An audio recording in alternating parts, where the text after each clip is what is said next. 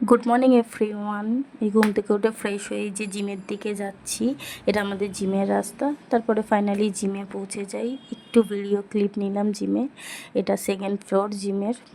এই যে আমার দাদা বসে আছে আর একজন অন্য কেউ ছিলেন জিমে।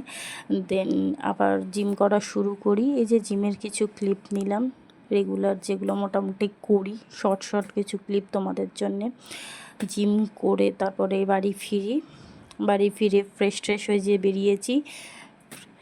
রাস্তায় দাঁড়িয়ে আছি, বাসের জন্য ওয়েট করছি। এটা রাস্তা। ফাইনালি কিছুক্ষণের মধ্যেই আমার বাস পেয়ে যাই। দেন এই যে বাসে উঠে গেছি।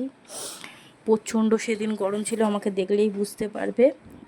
এই যে বান্ধবীর কাছে চলে এসেছি ফাইনালি, দাঁড়িয়েছিল আমার জন্যে। এই যে বান্ধবী ফ্ল্যাটে ঢুকছি। এরপরে খাওয়া দাওয়ার পর্ব ছিল, ওটা আমি কিছু ভিডিও ক্লিপ নিয়ে নিই। এটা বান্ধবীর রুমটা। আর ওর বিয়েতে অ্যালবামটা আমাকে দেখাচ্ছিল। বিয়েতে বৌভাতে যাওয়া হয়নি, প্রায় বিয়ের 1 বছর পরে আমি গেছি। এটা ওর বিয়ের অ্যালবাম, খুবই সুন্দর অ্যালবামটা বানিয়েছে।